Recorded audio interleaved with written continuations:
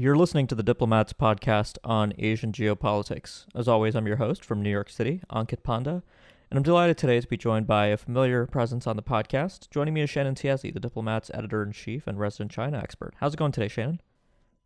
It's going pretty well. It's been quite a week.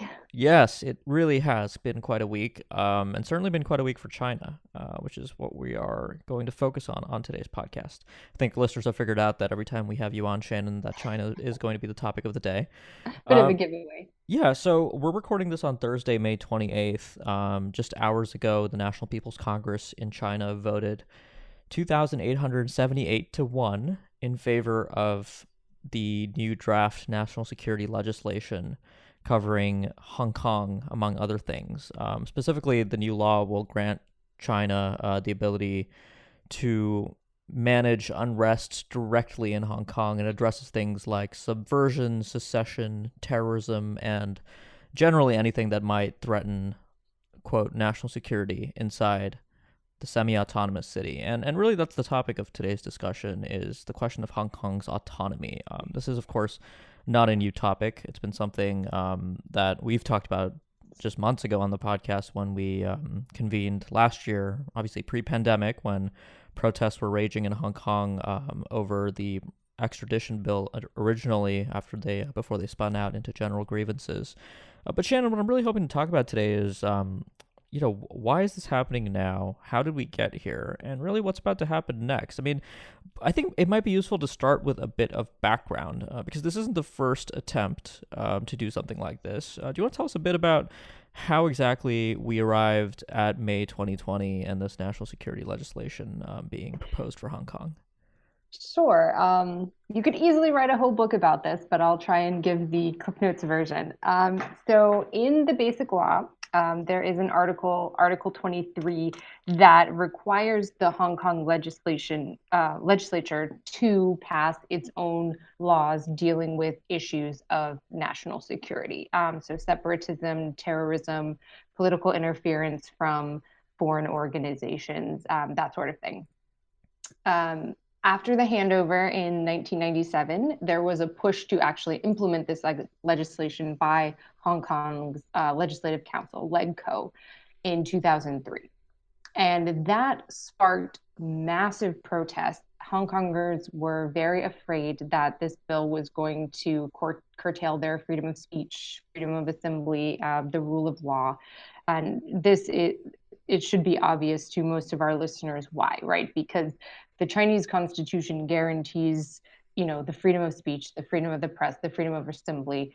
But in practice, none of those rights are adhered to because they believe that concerns of national security and explicitly the Communist Party's security will trump any individual rights. And that's what Hong Kongers did not want to happen. They did not want to have legislation imposed that could supersede their existing rights and freedoms. So you had these massive protests. Estimates vary, as is generally the case, but let's say around 500,000 people coming out onto the street on July 1st, 2003, to show that they did not want this legislation to pass. There were defections from the people who had been supporting it in the legislature and no longer had the votes to pass. The bill was tabled. It was really a disgrace for the local government in Hong Kong. Lots of people were forced to resign. And the backlash was so big that no government in Hong Kong since has touched this. Now, fast forward to 2019, you have these massive protests happening again over the extradition law, as you noted, which is completely separate from the national security law. But I think it really reminded Beijing that this national security law had never been implemented. And Beijing was starting to push to say, we need to get this on the books. And essentially, what they've done in this latest decision is admit that there's no way this law will ever pass through the Hong Kong legislative process. Now, of course, in Beijing's mind, that's because of sabotage from hostile foreign forces rather than organic discontent by Hong Kongers. But they've essentially admitted this is not politically feasible to do in Hong Kong. So we're going to do it in Beijing. We are going to write a law in Beijing that criminalizes and allows Beijing to directly deal with topics like separatism, Hong Kong independence, terrorism, foreign interference, all of which, of course, are very much up for interpretation. And that law will be then placed under Annex 3 of the Basic Law, which essentially means now it's a Hong Kong law. So what we're having is Beijing writing its own national security law for Hong Kong. Right. And so the question that then arises is the compatibility of this with one country, two systems, the notion of an autonomous Hong Kong. Chinese Premier Li Keqiang was quoted as saying that the national security law would allow for, quote, the steady implementation of the one country, two systems framework in Hong Kong.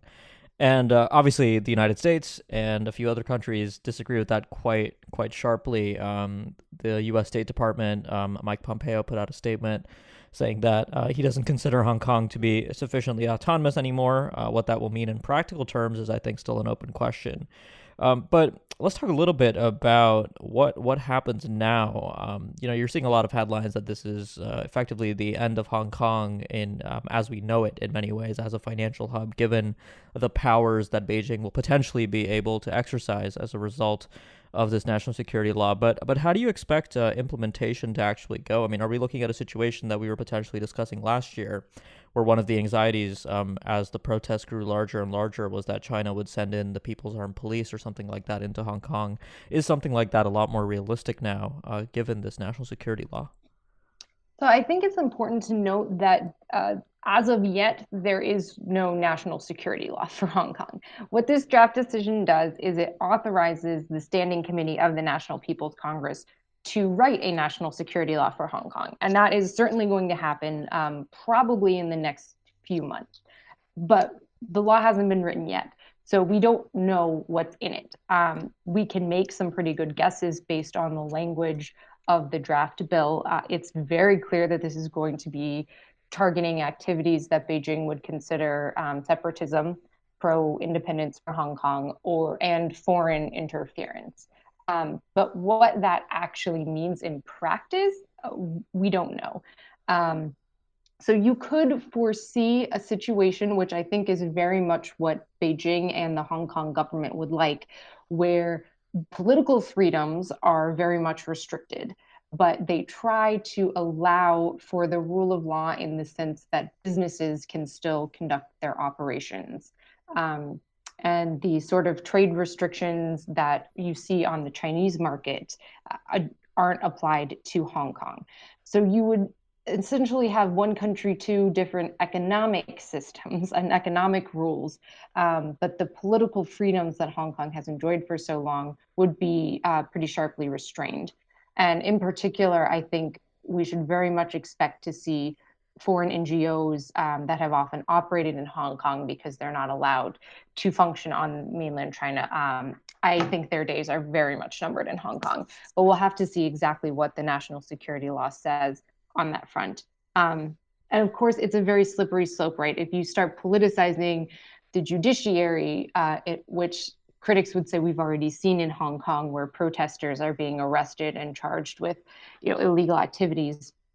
If you start doing that, can you really keep it independent in trade cases? What happens if it's a party member's brother who owns one company who's going against another company? Can you really keep the judiciary independent in those situations?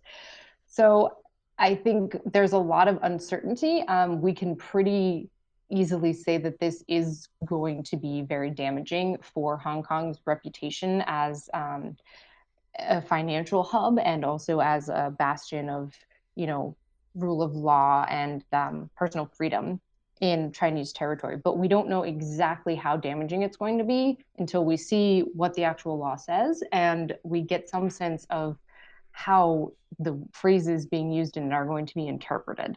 Right. No, that's a helpful clarification. Most of the estimates I've seen suggest that the law will be in place and written towards the latter half of the year. So that'll be interesting to keep an eye on. Let's talk a little bit about the international reaction. Obviously, this is coming at a time of heightened geopolitical tensions between the U.S. and China for over a variety of reasons. Not least the pandemic and the administration's continued focus on China's culpability there.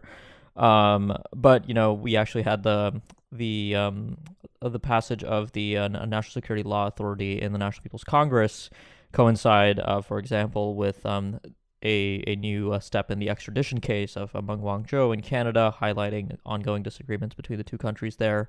But there has been talk about what steps the United States could take, including changing the special relationship that the United States has with Hong Kong, and potentially even sanctioning individuals and entities involved with the implementation of any potential national security law with China. If these things do happen, well, first of all, how likely do you think those are to happen? What do you think the U.S. is likely to do here, given what we know about the Trump administration? And second, if this does happen, I mean, what will that? How will China react? So, as you mentioned earlier, we saw Mike Pompeo officially certify to Congress that the Trump administration no longer considers Hong Kong to be autonomous. And that means, as Pompeo said, that Hong Kong no longer merits the sort of special treatment that it has received under US law. In my view, that obligates the Trump administration to take some sort of action curtailing Hong Kong's special treatment. There's essentially no rationale for making that sort of big pronouncement if you're not going to do anything to follow up on it. But there's a wide range of actions that the Trump administration could take. There's sort of the nuclear option, which is dissolving all of Hong Kong's special treatment and saying, okay, Hong Kong's now, just any other Chinese city, which is the phrase that you often hear thrown about, which means no special privileges in terms of export controls or tariffs or anything like that. I don't think we're likely to see that immediately, both because that would be very bad for US business interests, but also because that eliminates any negotiating leverage that the United States might have. If the goal is to prevent Beijing from doing this or somehow change or ameliorate Beijing's behavior, if you immediately use all your leverage in that sort of step, you give up any potential for changing that behavior.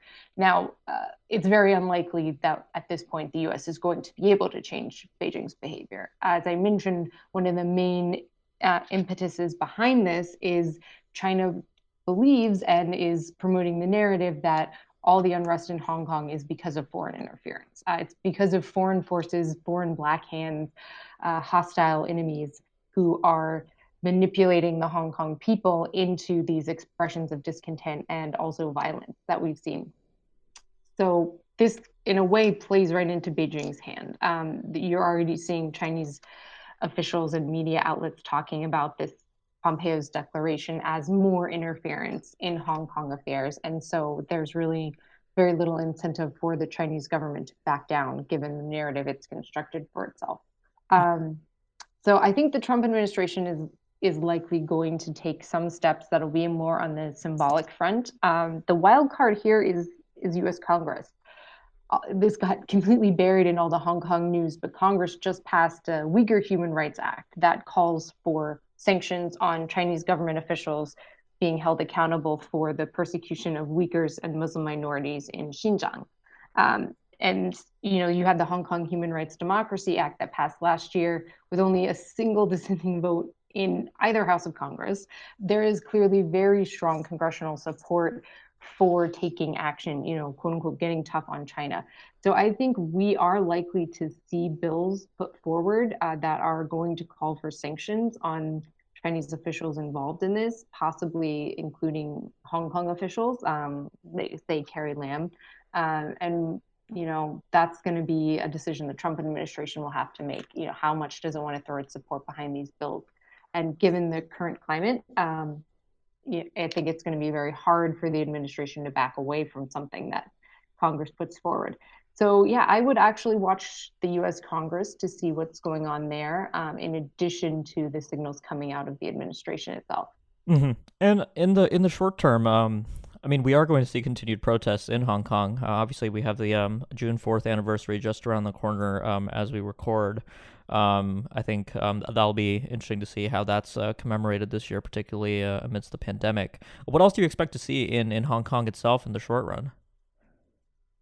I think we're going to see a continuation of what we've already seen, which is the government is going to try and forestall any mass protests, essentially by denying people the permission to protest. And that's denying applications because they believe it might lead to violence, as we saw late last year. But also now they have the COVID pandemic, which acts as a handy rationale. They can say, oh, we can't allow these marches for public health reasons, right? Because it's a COVID infection risk.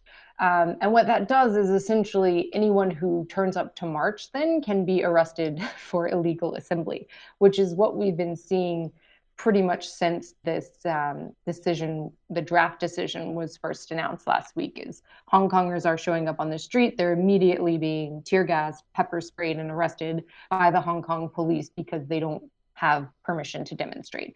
And this is essentially exactly what Hong Kongers are afraid of, which is that these rights exist on paper, but there's no way to actually make use of them because the government will not give you the permissions that it has now said are required to make use of your rights. So we're going to continue to see this tension between mass discontent and public anger in Hong Kong and a very tight control by the government to try to prevent these protests from getting out of hand. And as you said, we have some very big anniversaries coming up. The Hong Kong government has already signaled that it's not keen to approve the sort of mass anniversary marches that we've seen in the past for the Tiananmen Square vigils. So we'll have to see how many people come out in defiance of, the government regulations, and also, essentially risking COVID infection, which is still a serious concern. We can't downplay that either. Mm-hmm. You also have the anniversary of the 2019 anti-extradition law protests coming up in June and July. So there are a lot of key dates that we'll have to see how the opposition can creatively mobilize people when that has become so much more difficult over the past year. Mm-hmm. Yeah, just as a closing thought, something that again comes to mind is to sort of change the subject a little. We just saw Taiwanese President Tsai Ing-wen inaugurated for a second term, and I think she had some very explicit things to say about how Taiwan continues to view the notion of one country, two systems. And of course, days after her inauguration, we enter this drama at the National People's Congress over the future of one country, two systems in Hong Kong. So if Beijing is trying to show Taiwan that is the path ahead, really this doesn't seem to be the way to do it, to say the least. Yeah, it's definitely not an attractive promotion for Taiwan of what one country, two systems is. There's also been a lot of solidarity in Taiwan for the plight of Hong Kongers. That you see the slogan, today's Hong Kong, tomorrow's Taiwan. There's a real sense that Taiwanese need to stand up for Hong Kongers if they want to prevent the same from happening to Taiwan in the future. So yeah, we're going to be looking a little bit later this week at what that actually means in terms of, is Taiwan going to be willing to formally offer asylum to many of these Hong Kong protesters and opposition figures? Well, yeah, a little preview of what to look for on The Diplomat in the coming days. Great. Well, Shannon, thanks a lot for coming on the podcast to help us make sense of all this. Yeah, sure. Always happy to join you, Ankit. Great. Thanks. And we'll be happy to have you on soon. For listeners, if you've been a subscriber to the podcast but you haven't yet left us a review, we'd really appreciate if you could do that. It really helps get the word out about the show. And if you haven't yet subscribed, please do so. We'd love for you to keep up with future coverage on this podcast. Finally, before we close, a quick note from our sponsor. This episode of the Asia Geopolitics Podcast is brought to you by Diplomat Risk Intelligence, or DRI. DRI is the consulting and analysis division of The Diplomat, the Asia-Pacific's leading current affairs magazine. Since its launch in 2002, The Diplomat has been dedicated to quality analysis and commentary on events and trends in Asia and around the world, and is now one of the most respected publications covering the region. DRI inherits this approach and offers clients in the private, public, and nonprofit sectors worldwide access to an exclusive network of subject matter experts and analysts. Whatever your needs in the wider Asia-Pacific region, DRI can offer the knowledge and expertise necessary to anticipate and manage geopolitical and geoeconomic risks. For more information, please visit dri.thediplomat.com. Thanks a lot for listening, and we'll be back soon with more.